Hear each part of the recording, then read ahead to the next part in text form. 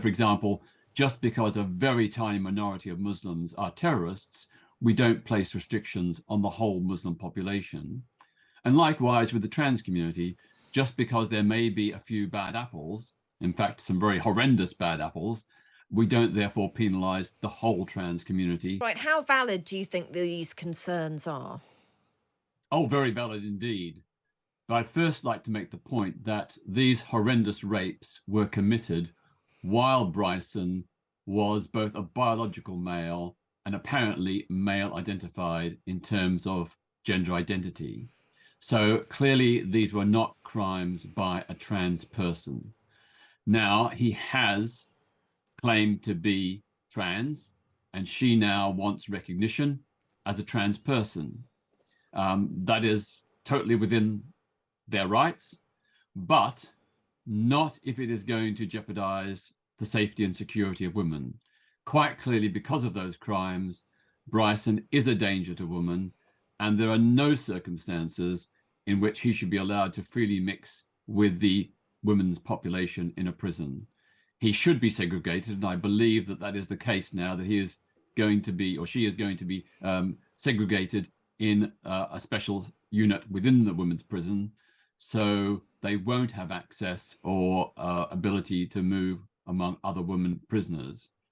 If, on the hopeful chance that the person might redeem themselves, if Bryson, turns over a new leaf and, recognizes the crimes committed, apologizes, and seeks to start anew, if there is proven evidence that this has happened, then even then, I think Bryson should only be allowed to mix with other women prisoners with staff supervising them at the very same time. Under no circumstances should Bryson be allowed to move unsupervised with other female prisoners. And the problem is a hugely problematic case, isn't it? And it's absolutely horrendous. And there are two victims who are having to listen to this subsequent debate go on when their lives have been so devastatingly affected.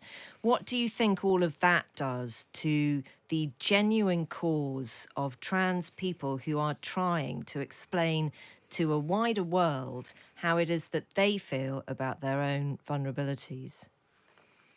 Well, of course, this is a rare example where a trans person is a potential risk to women.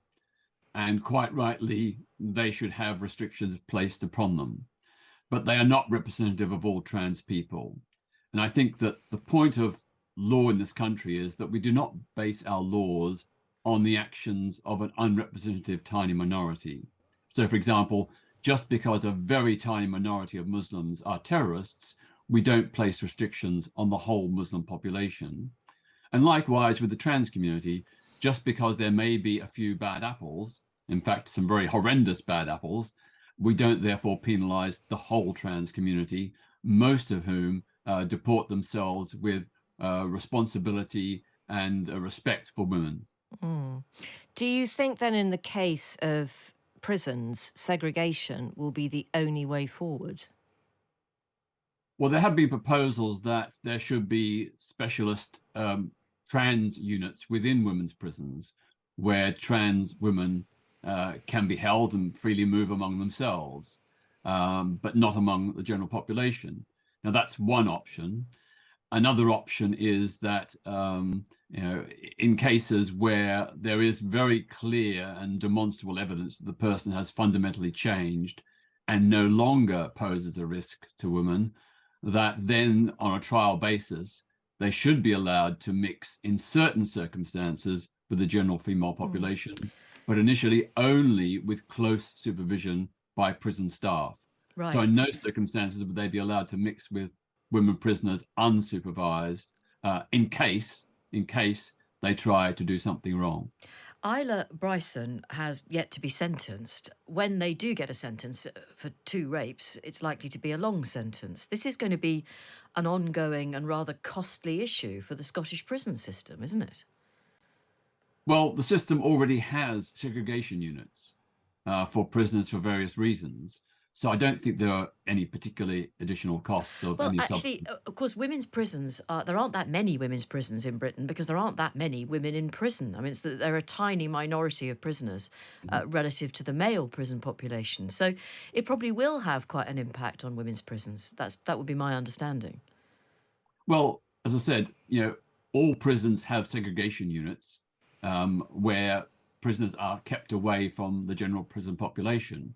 So this would simply involve Bryson being put in one of those segregated units. Or the Scottish prison system may decide to establish special trans units within prisons where trans women can be held and serve their sentences. But there is no... Either of those options would be acceptable. Right. But again, when we know that the prison system is, well, it's not the best, the resources are pretty limited, and this is going to put additional strain. There are no trans men in male prisons, I would assume, and there aren't likely to be either, are there?